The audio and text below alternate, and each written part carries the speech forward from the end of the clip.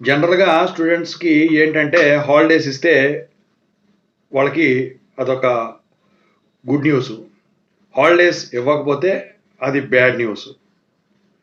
ఇక కొంతమందికి వచ్చేసరికి ఏంటంటే కాలేజీ నడిస్తే గుడ్ న్యూస్. కొంతమందికి కాలేజీ నడిస్తే బ్యాడ్ న్యూస్.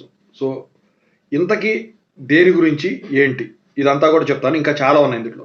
సో, చెప్పబోయే ముందైతే ఇంతవరకు ఛానల్ సబ్స్క్రైబ్ చేసుకున్న వాళ్ళు సబ్స్క్రైబ్ చేసుకొని వీడియోని లైక్ చేసి షేర్ చేయండి. మీకేమైనా డౌట్స్ ఉంటే కాల్ మీ ఫోర్ ద్వారా కాల్ చేయండి. తెలుగు ఇంగ్లీష్ టెలిగ్రామ్ ఛానల్‌లో జాయిన్ అవ్వండి. ఈ వీడియోకి హైప్ ఇవ్వండి.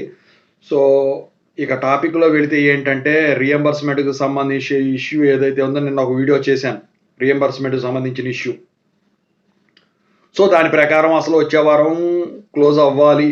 కానీ ఇక్కడొచ్చేసరికి అది పోస్ట్‌పోన్ చేశారు. తీసివేయలేదు, పోస్ట్‌పోన్ చేశారు. ఎందుకంటే దీపావళి కన్నా ముందే మీకు మనీ రిలీజ్ చేస్తామని చెప్పేసి ప్రభుత్వం వాళ్ళు చెప్పడం జరిగింది. నిన్న వీడియోలో ఏదైతే మాట్లాడుకున్నామో దాని ప్రకారమే జరిగింది. మరి ఎప్పుడు పోస్ట్‌పోన్ అయింది? అసలు గుడ్ న్యూస్, బ్యాడ్ న్యూస్ ఏంటంటే గుడ్ న్యూస్ వచ్చేసరికి ఏంటంటే మరి కాలేజీలు ఓపెన్ అవుతాయి. సర్టిఫికెట్లు ఇప్పుడు 2025 పాస్ అవుట్ వాళ్ళు ఎవరైతే ఉన్నారో వాళ్ళకి ఇచ్చేస్తారు. ప్రాబ్లం లేదు. ఇక ఫ్యాకల్టీకి ఎవరికి డోకా ఉండదు. చాలా తక్కువ మంది ఉంటారు కాబట్టి ఈ విషయంలో వాళ్ళకి గుడ్ న్యూస్.